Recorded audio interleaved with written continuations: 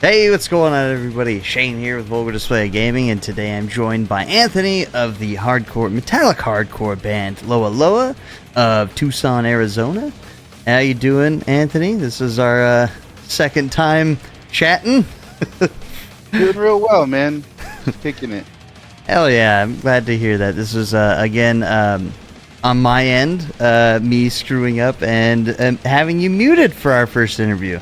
So I'm glad you were able to do this again.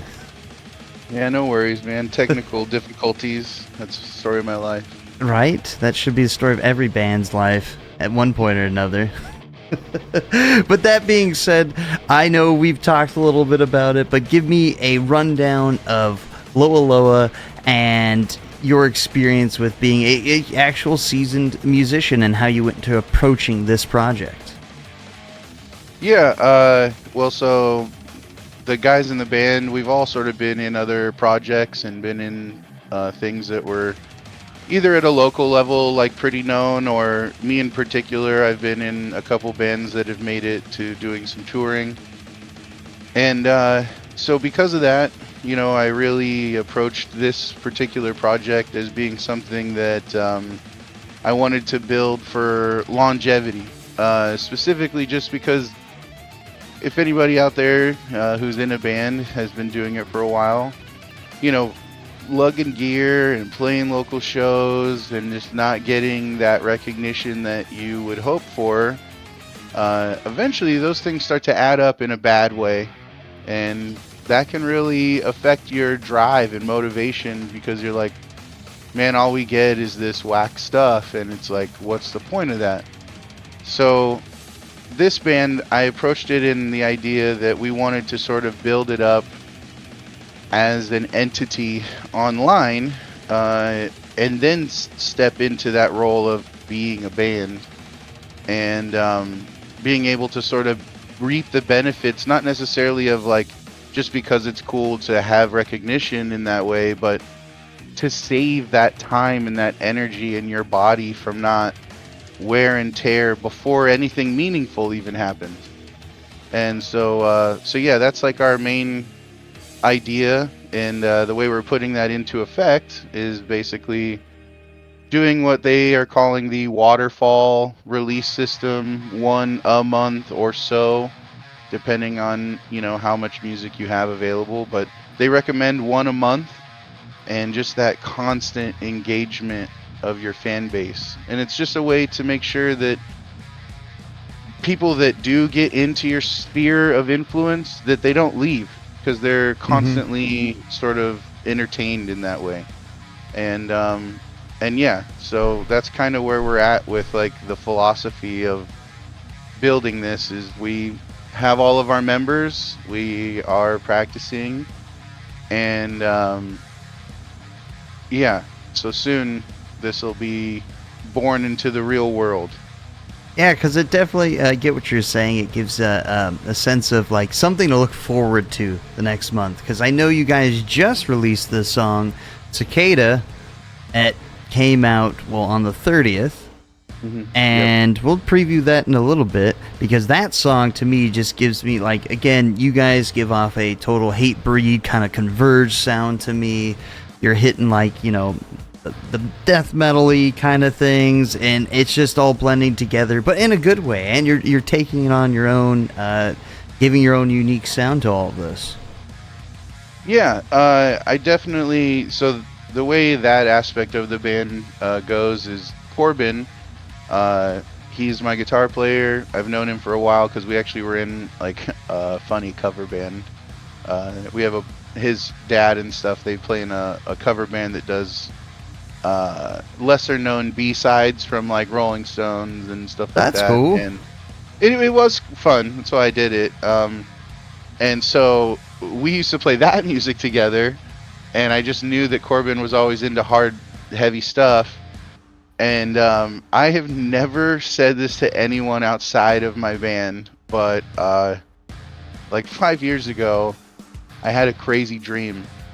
And in this dream, me and Corbin were walking out onto a stage in a sold out venue, and the only thing that because in dreams things are communicated not in just like a feeling, but I just knew in this moment, I was like, we're playing heavy ass music, and this is what's going on. And that's like the only part of the dream that I remember, is that little seed. And now this is happening. So it's pretty cool, like, in that way. And so basically Corbin writes all the music, and he's able to sort of arrange these things and kind of give me a raw skeleton. And then I write the vocals, and we sort of hone it in. And he always gives me has on these first 7 songs given me a composer credit, because on almost every song there's like a mouth riff from me where I could just be like, hey man, right here I want you to be like, and just I can make up some crazy thing, and then he'll birth that for me, and it's a pretty neat experience. That's like the most realistic way bands, like non-instrument playing band members, write riffs. Hey, could you just go play that back for me? Yeah, and he's able to do it and kind of run it through his filter, but get the gist. Yeah. But it's really neat that he's like a genius for real. Hell yeah, and, that's fucking awesome. Everybody, kids at home, follow your dreams, but only if they make sense like that. Mine usually end up with, like, clowns killing me or something. Like, I can't really follow that dream. So. Yeah, well, I don't have... The reason why it felt so impactful is I don't dream a lot, or at least I don't remember them. And they're not usually, like, super meaningful like that. And, like, I didn't even like think about that dream until after, like, the way this band got started was Corbin made a post, because he just writes music, for fun, and he made a post where he's like, here's another song for the, I think he might have said trash can. It was kind of emo or whatever, but he was basically just making a post about, I made this song, but it's not gonna go anywhere because it's just a riff. And I just hit him up and I was like, dude, we can make something of that. And then so we just started working on it. And yeah, I think his influences definitely Norma Jean, Converge. There's a band Mouth Breather that he really likes. And so he pulls from a lot of different places, but the thing that makes me just really love working with him, number one, he's super chill about things like that, mouth riffing, and not being like, this is my thing, like, really accepting of, like, let's change this, let's do whatever. But also the fact that when he is writing new stuff, I just get such a feeling of when other people make, like you said, like Hatebreed and Converge. I think a lot of people would take those two things and make a riff where those two things are next to each other, where it's like, I'm getting both things, this here, that there. Whereas his brain is able to, like, make it to where it's like, I'm listening to a riff and I hear Hatebreed and Converge at the same time. Yeah, and that's what I love. Yeah, that's the sauce. That's the cool sauce. So yeah, it's awesome. And yeah, I really love that guy. He's dope. Hell yeah, and give us a rundown real quick, because I forgot to ask. Loa Loa, where'd you come up from that name?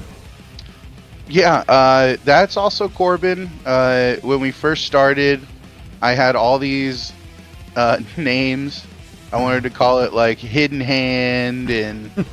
all the hand bands already are taken. You don't need to be another hand band.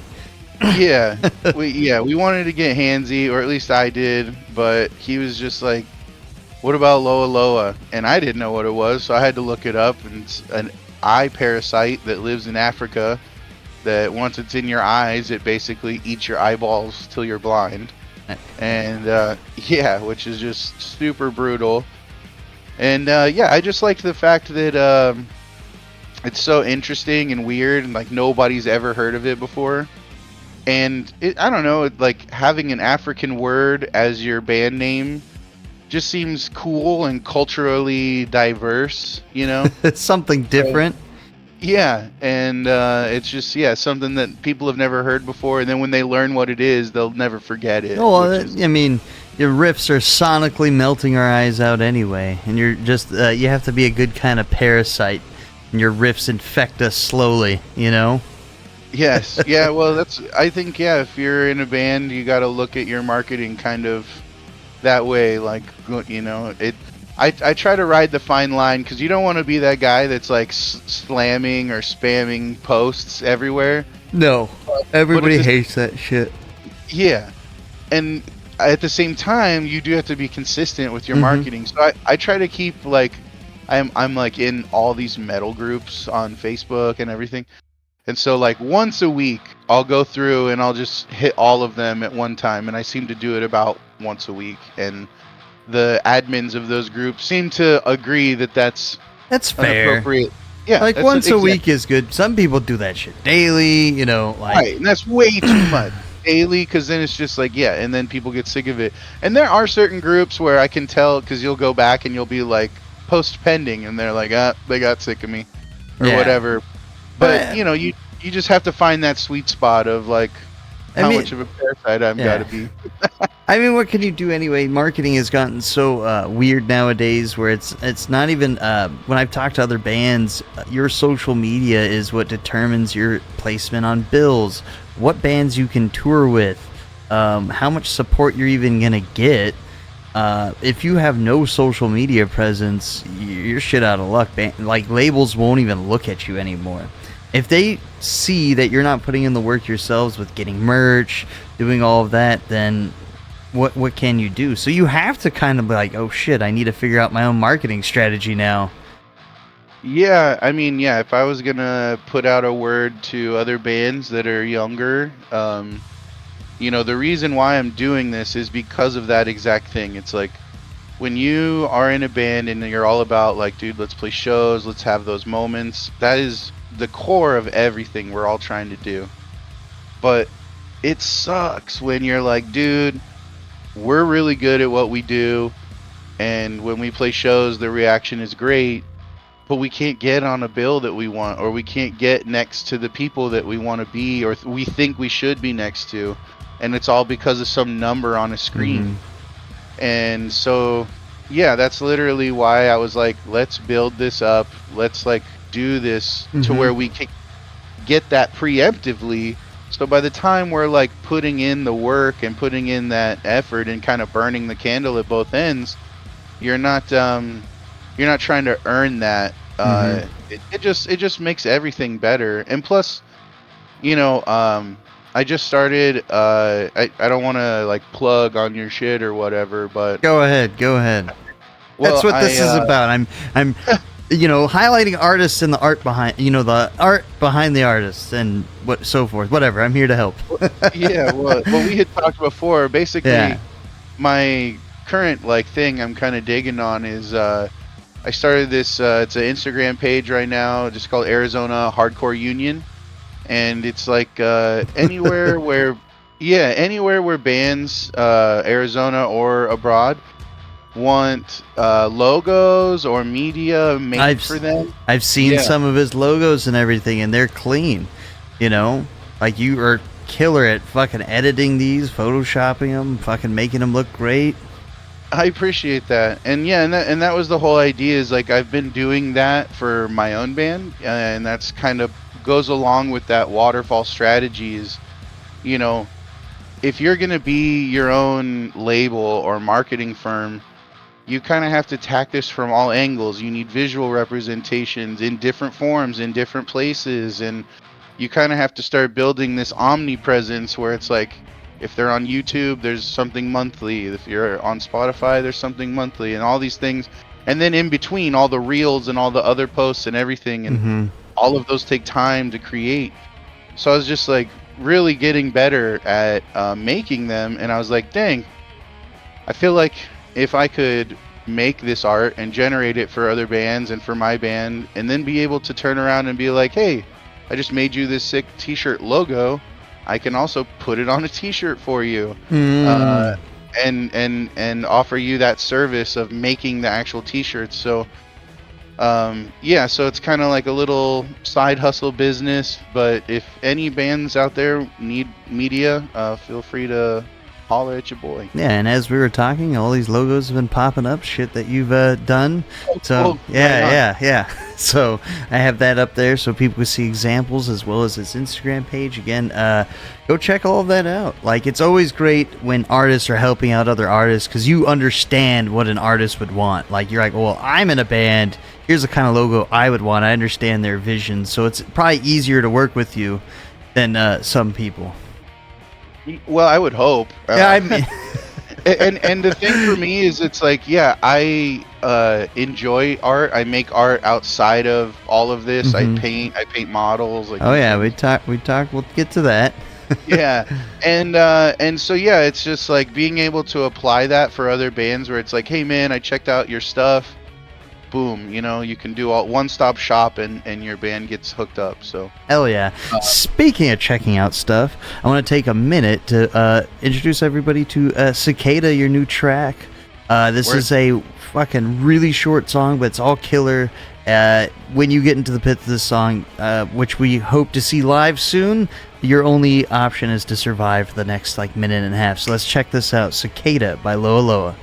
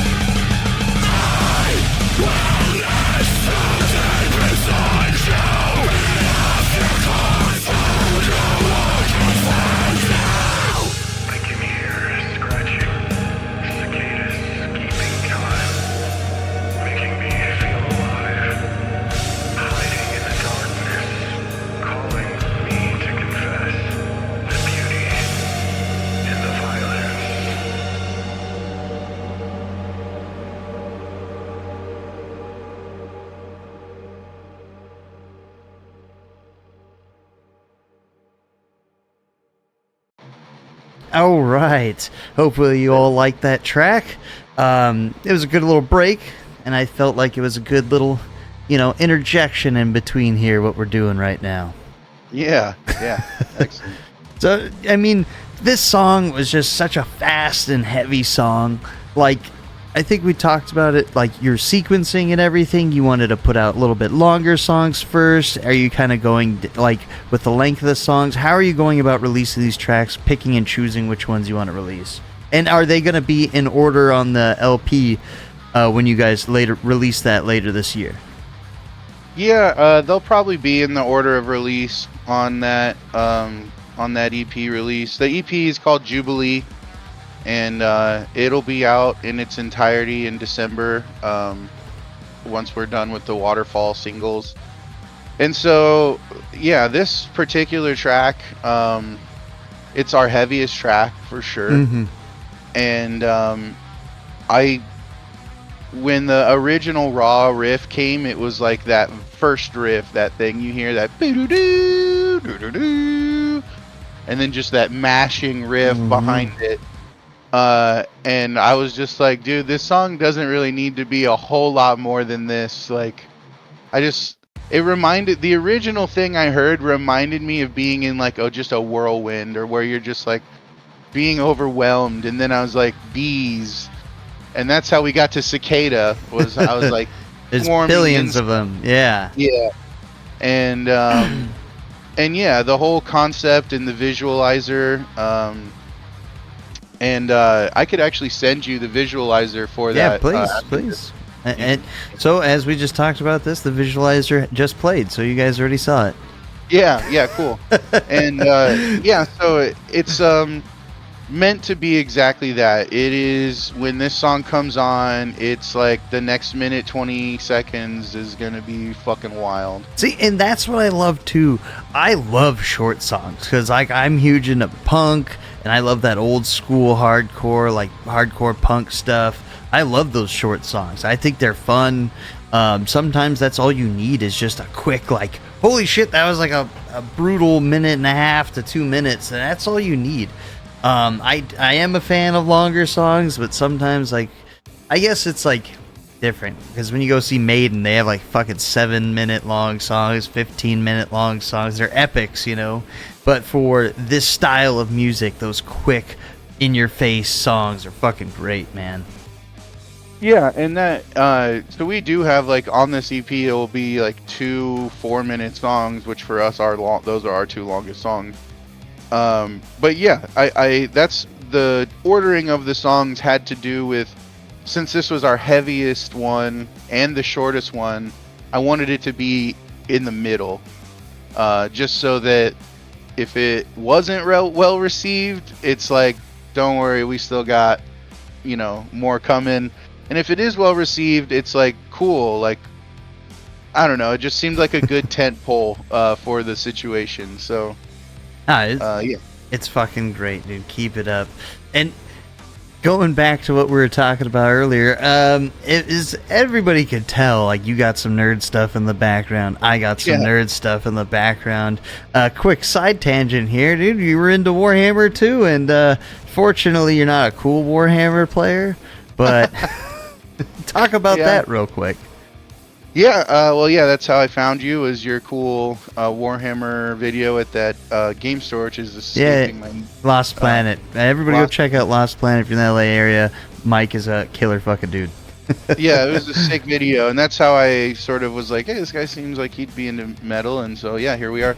But, yeah, I am a filthy Tau player. I have probably about 5,000 points of Tau.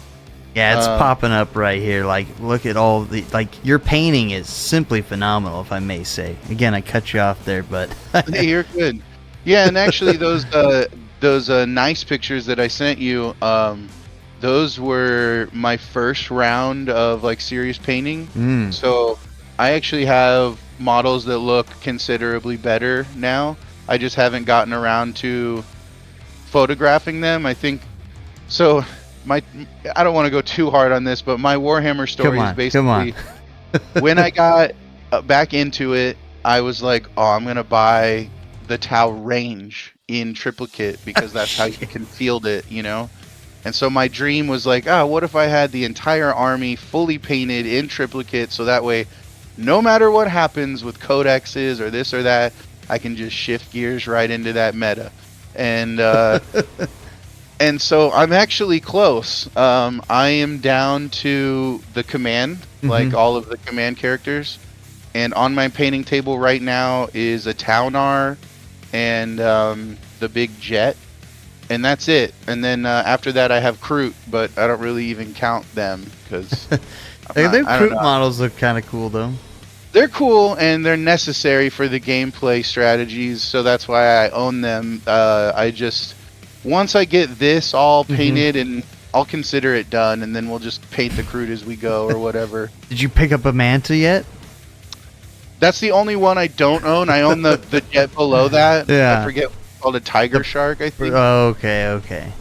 Well, that thing is huge anyway. What are you going to do with that? Boom. Well, and the thing about it, and you probably know, is like, so the models of that size in nature, they seem to be sending them to the Legends pit at a considerable rate. So I literally had Tetras were a big thing in 9th edition for Tau, and I have them on my painting table now, unfinished, because they got Legend while I was painting them. Which, talk about demotivating someone from painting a model where it's like, hey, buddy. But you know what? I get what you're saying, but this is why I love tabletop games, because who gives a fuck? If you're not playing competitively or you're playing with friends or doing casuals, you can play with whatever. Yeah. And that's why, I mean, I have several models that are Legend, and it's like, well, you might, you're not going to throw them away, but for me, my favorite thing is like doing not big like TT, whatever, the big ones, but just local tournaments where it's like an all-day thing. You play 3 games of Warhammer, you feel sick and tired of it, and then you're like, that's my favorite level of tournament, where it's like one day we're all gonna mash our balls into the wall and then go home. And yeah, so I just wanted to be that guy that was like, no matter what happens, I'm on it. So hell yeah. And then you're also a big Teenage Mutant Ninja Turtles fan, as you can tell by all of these old school toys right here, and all your big models. How did that come about? How big are you into it? As we could tell, all these things are popping up right here, but yeah, I mean, so I'm an all-around nerd. I mean, I love DBZ, Alien. Oh, yeah. I mean, just you name it. yeah. But I got to the point where I was like, man, I like to collect these things. I mean, I have probably an addictive brain pattern.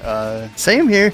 Yeah, and so I was like, man, if I don't like narrow this down to the ones that matter a lot, I'm just gonna end up like with just a store worth of stuff in my house. And so I was like, no, I mean, turtles were my first thing as a child. I was born in '87. I think turtles were inceptualized in '86. So by the time I was like 2 or 3, it was when they were like getting mega hot. So it was my first like love of a thing, and I went through lots of different phases, but then I was like, all right, if you're gonna collect something, turtles will be part of your life forever. And yeah, and I growing up, I mean, I owned some comic books. Actually, I know you're a comic guy. It's kind of hard to see here, so I'll just pull it out real quick.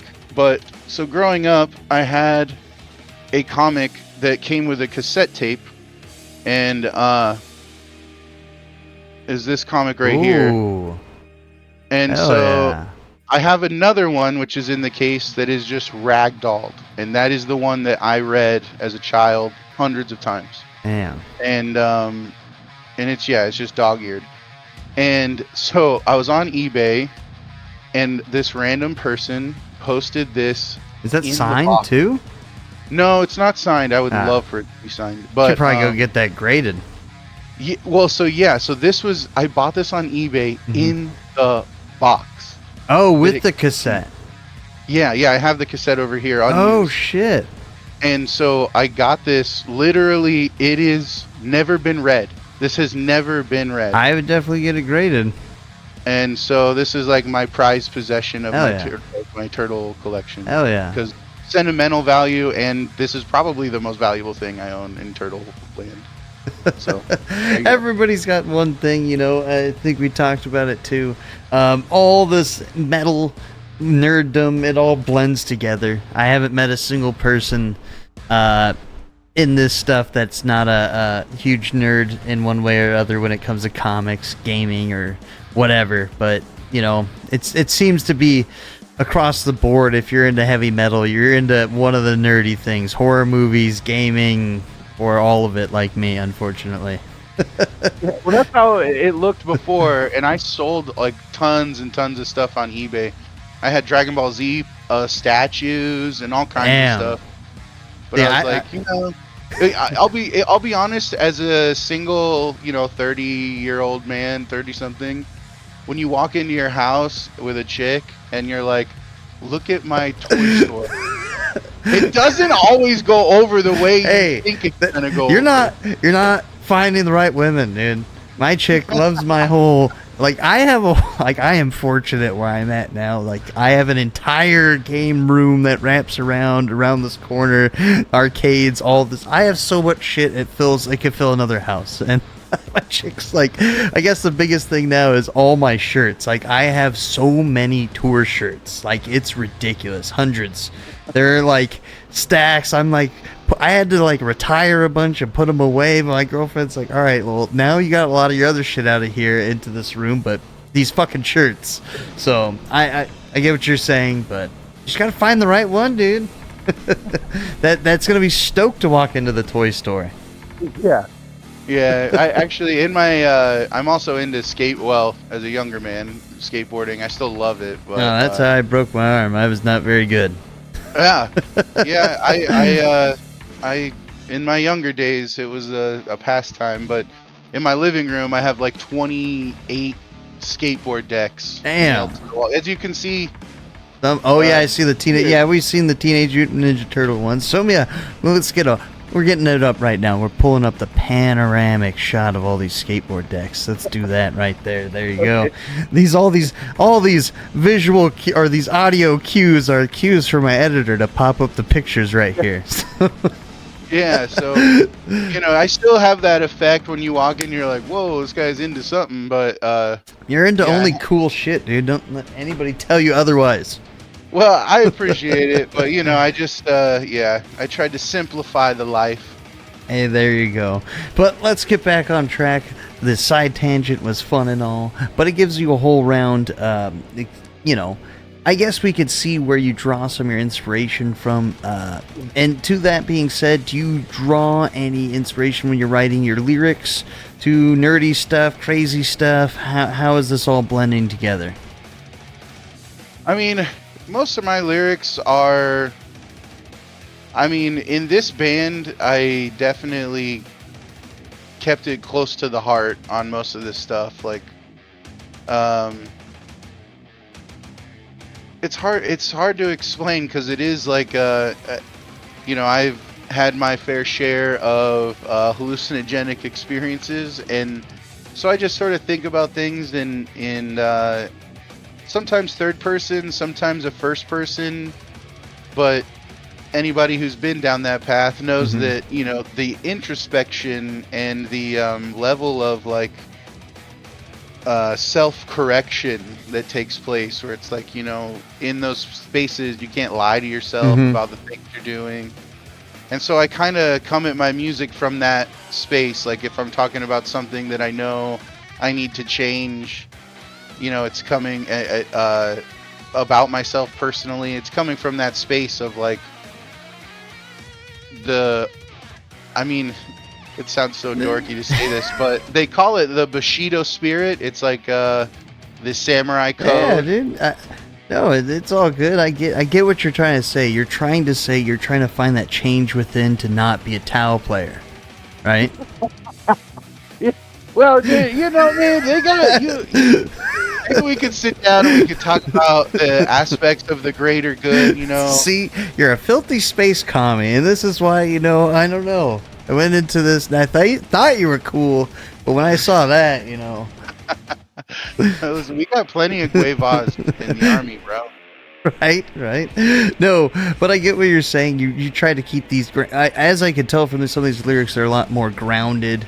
You could tell that you've been dealing with a lot, and you're pouring stuff that's been personal to you into these lyrics, and it's coming out in a really aggressive manner. Because really, when people write music and everything, it's like therapy, Yeah, and honestly, like, that's another reason, doubling back to Corbin, why I love how interesting the riffs are, because it really does sort of put me in a mind space. Like, for instance, Cicada.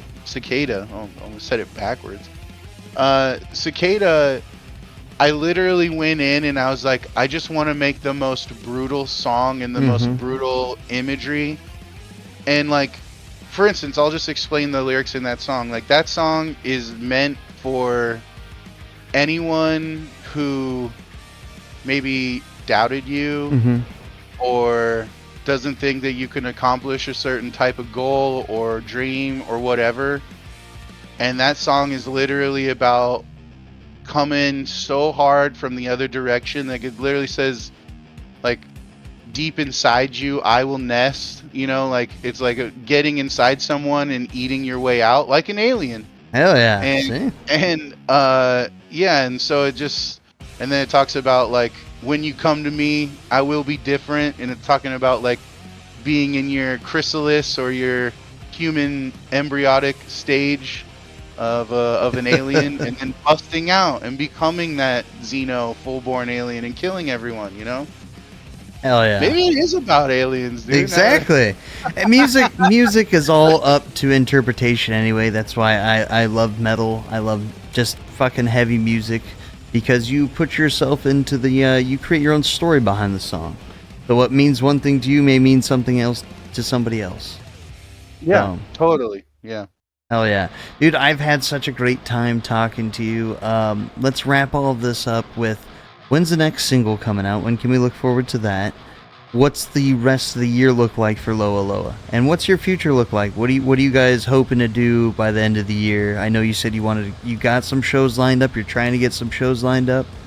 Yeah, we have one lined up for the start of December, and our current plan is, so we have 3 songs fully finished right now on top of the 4 that we have put out. And we're going to take a break during August. It's like kind of vacation summer months for us. And but then in September, we will be back. Probably the second week of September will be the release of Ronin, which is part 2 to Oni, which is already out.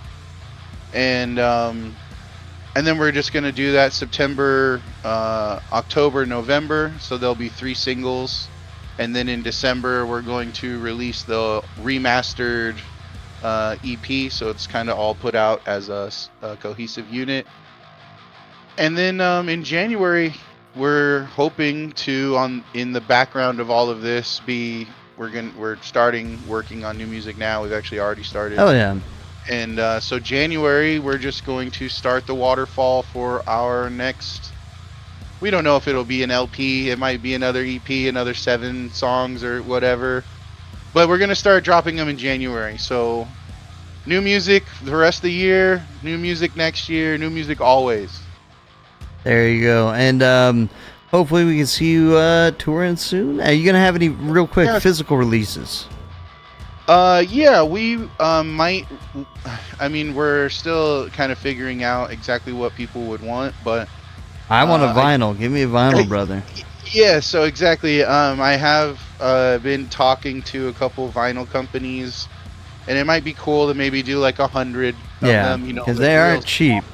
Yes, they're not, and it's a whole hassle, but it's worth it because it's sort of it puts it in a place where it's like cool, like people who wanted it got it, and those are the types of things where they sell out pretty instantly. But but yeah, as far as what our plan is, so to the credit of building this before we sort of step out onto it, we dropped about $4,000 on an in-ear monitor rig. So we wanted to not just be that in our philosophy, but we wanted to be that in real life. When we play shows, it's gonna be of an extremely high caliber, all in-ear monitors, click track, the whole 9. And so yeah, we're playing our cards close to the chest, and we're trying to make sure that when we accept a show, that it's a show that we want to do. Like literally one of our main philosophies in starting this whole thing was we don't want to do things we don't want to do. And that sounds weird for a band to say, because most bands are like, yo, any opportunity, I'm on it. Well, but you start to realize that the return on just throwing it at the wall like that, it can be pretty diminishing. And and to that point too, you guys already paid your dues. You guys done tons and tons of local shows when you're in other bands and everything. It gets to the point when you're older, you're like, I got to be more selective with my time. Your time is the most valuable thing we have. You're like, I want to be on shows with similar sounding bands. I don't want to just be on another buy-on. I would like to be offered like, hey dude, this band's coming into town. Cool. That's the band we like. We sound like them. We'll fit right into that bill. So to, people listening in at home, when you're starting out, it's get on everything. Fuck it. Just play. Yeah. Just play, but once you get to a certain point, you need to realize I got to be on the same bills with bands I like that are similar, And also, I think there is a drop of truth in the idea that, if you don't value your product, no one will. Yeah. And so if you become known as a band that a promoter can just go to and you'll do whatever whenever, sometimes that'll pay off and they'll be like, yeah, hey, now this big show. But it also could just be that you get that's nothing, your ticket. yeah, now. nothing but local shows. Exactly. That's the thing. You gotta realize, when you're a smaller band, play as much as you can, but like you said, treat your product and what you have, like, space your shows out too. You know, if you're playing like every fucking like few days or every week, you know, people are gonna get kind of burnt out on you, and you're gonna be like, you know. Yeah, and then the other thing we want to do, just because we talked about maybe coming out and doing a studio session. So Oh yeah, dude. we're definitely looking at the LA scene and trying to I have a couple connections I've made out there. So we're trying to see if maybe we can get on a bill and work something Hell out to do a few things. So. Hell yeah, So you yeah, know. big things hopefully coming. That's so cheesy to say as a band, but Like I said, we've talked about some things, so there's a bright future ahead of Loa Loa, and I just wanted to highlight you guys. Thank you for coming on and talking to me. I can see nothing but great things ahead for you. I appreciate it, brother, and I appreciate you. And this is super fun. So man, rock Hell on. yeah. Until next time, everybody, please check out Loa Loa, coming to a town near you, or will be in your head like a parasite. Yeah, or you got your eyeballs. Yeah. Later, everybody. Later.